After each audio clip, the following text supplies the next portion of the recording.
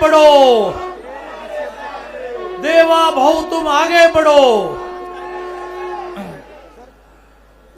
देवेंद्रजी व्यासपीठावर आलेले आहेत। अतिशय थोडक्यात 2 मिनिटांमध्ये मी माझं बोलणं संपवणार आहे। मी आपल्याला सांगत होतो की इचलकरंजीला देवेंद्रजींच्या उपस्थितीत देवेंद्रजींचा जो रोड शो झाला तो आजपर्यंत माझ्या सामाजिक राजकीय जीवनामध्ये मी इतका मोठा रोड शो पाहिलाच नाही। एकन एक इचलकरंजी शहरातला माणूस, महिला, मुलं रस्त्यावर उतरले होते। असा एक झंझावात मान्य देवेंद्रजींचा चाललेला आहे जो नगरपालिकेच्या निवडणुकीमध्ये महाराष्ट्राने पाहिला आणि त्यामुळे 288 नगरपालिका नगरपंचायतीमधल्या 129 नगरपालिका नगरपंचायती आपण जिंकल्या। आज दिवसभरामध्ये सगळेजण मत द्या आम्ही विकास करू, मत द्या आम्ही विकास करू का म्हणतात।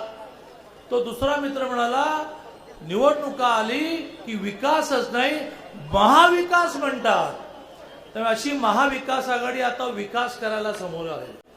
2004 ते 14 अजित पवार हे जिल्ह्याचे पालकमंत्री, 2019 ते 24 अजितदादा हे जिल्ह्याचे पालकमंत्री, वर्षानुवर्ष पुणे महानगरपालिकेमध्ये यांचं सरकार आणि हे प्रश्न विचारतायत की 5 वर्षात तुम्ही काय केलं। 5 वर्षात आम्ही काय केलं त्याची मोठी यादी माझ्या आधीच्या वक्त्याने वाचली। चांदणी चौकातल्या 6 लेन पासून 24/7 पासून 11 STP पूर्ण होत आले की ज्यामुळे 100 लिटर पाणी आपण वापरलं तर 80 लिटर पाणी पुन्हा वापरता येईल अशा 1800 कोटीच्या STP पासून मेट्रो पासून मोठी यादी आहे। माझ्या आधीच्या वक्त्याने ती वाचली आणि त्यामुळे अजित दादा या शहरातली जनता खुळी नाही।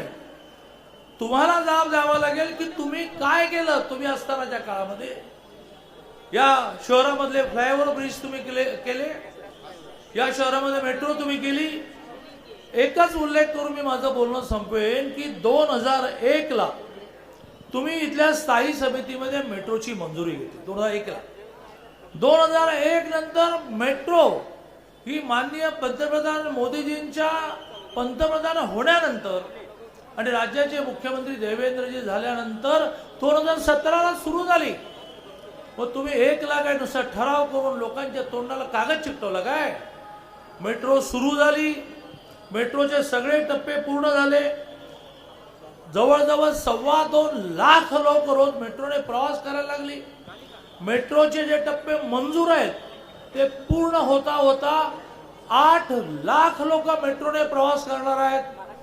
मग मेट्रो तुम्ही 2001 पासून 2017 पर्यंत करू शकला नाही। चांदणी चौकातलं ट्रॅफिक 6 लेन करून संपू शकला नाहीत, 24/7 करू शकला नाहीत, STP करू शकला नाहीत।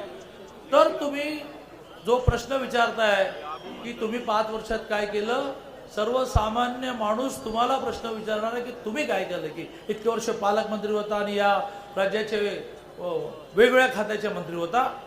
आणि त्यामुळे आपल्या सगळ्यांना आम्ही पुण्यासाठी काय केलं आणि आमची विजन काय, आम्हाला पुढे जाऊन काय करायचं आहे हे सांगण्यासाठी देवेंद्रजी आले आहेत। मी आपल्या सगळ्यांना आवाहन करेन की आता खरी सभा तापायला लागली। पंकजाताई आलेल्या आहेत, त्याही बोलतील। पंकजाताईंचा एक फार मोठा चाहता वर्ग महाराष्ट्रात आहे, पुण्यात आहे, पिंपरीत आहे। आमचे मुरलीधर अण्णा बोलतील आणि आपण सगळेच जण देवेंद्रजींचं भाषण ऐकायला उत्सुक आहोत। 2025च्या 2026च्या ह्या निवडणुका 15 तारखेला होणार आहेत। त्यात मोठ्या प्रमाणात भारतीय जनता पार्टी आणि RPIच्या कॅन्डिडेटना आपण विजयी करायचं आहे आणि भारतीय जनता पार्टीचं सरकार या पुणे शहरात स्थापन करायचं आहे। जय हिंद, जय महाराष्ट्र। धन्यवाद दादा। यानंतर